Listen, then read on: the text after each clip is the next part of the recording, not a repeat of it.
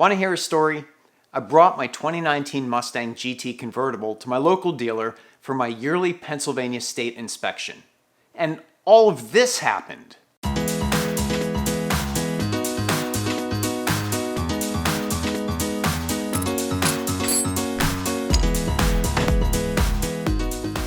I've had my Mustang for a year, and in Pennsylvania we have annual state inspection.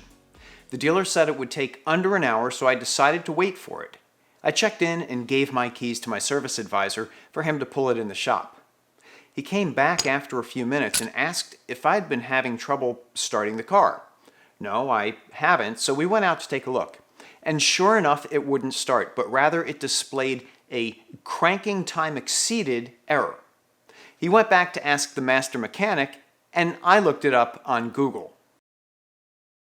The only way to get rid of the error is to wait 15 to 30 minutes and then try again. Odd, I thought. Maybe the rep wasn't familiar with starting a car with a manual and was pressing on the brake instead of the clutch. If there was a deeper problem, at least it happened at the dealership.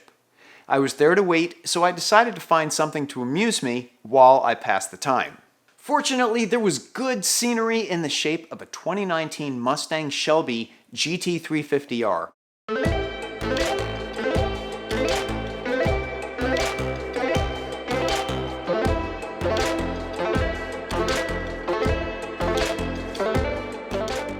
This bad boy was in shadow black with the matte black and red accent stripes, which I love.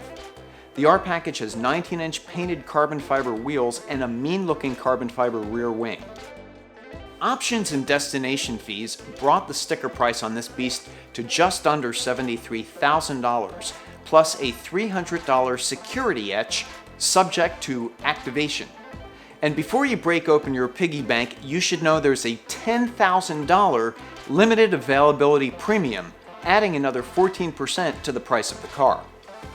I'm afraid the words limited availability premium reminded me of the limited availability of my disposable income, and I needed something to get my heart back to its usual rhythm, so I headed over to the complimentary caffeine machine.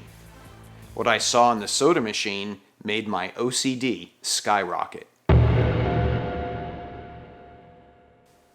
I needed a distraction, and I found it in this, a 2018 Ford Performance FP500 CJ, aka Mustang Cobra Jet.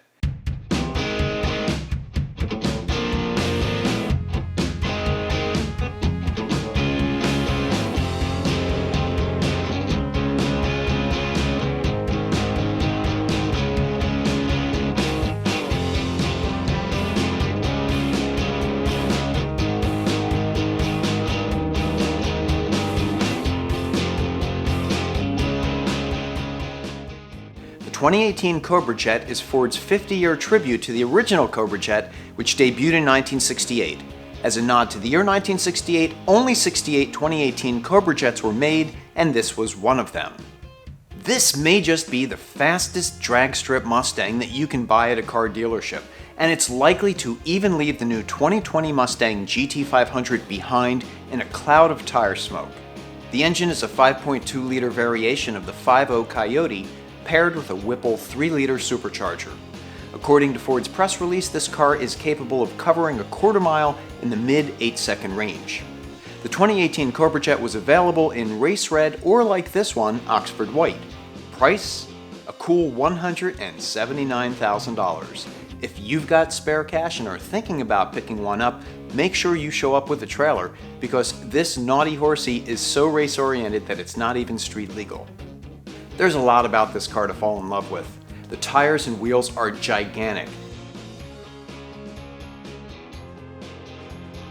The cockpit looks like an amusement park ride.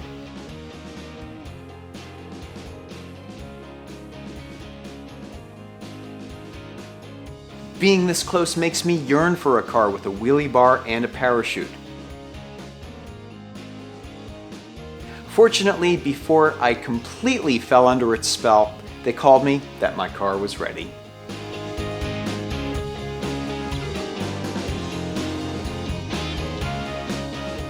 Well, they stuck to their word. They got me in and out in an hour, and even with that little error. So it started up fine after we let it sit for about 20 minutes. And the good news is we passed inspection. So now let's fire it up and head home. That was a fun visit. Yeah, I like that Cobra Jet. That was really nice. Tell me what you think of the Cobra Jet, guys.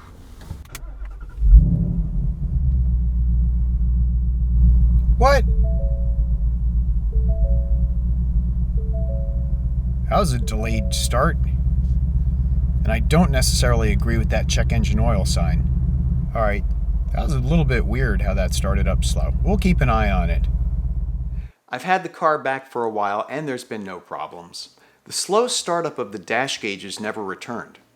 I did a scan with my OBD2 reader and saw that the cranking time exceeded error, which the car's diagnostics recorded as an overheat warning from the starter, it disabled the car from cranking long enough for it to cool down. This confirmed my suspicion of user error, and I'm confident that there's nothing more at play. As for the oil change warning, I checked my records and it has been 1 year since I did that first change when the car was at the 1,000 mile break-in point.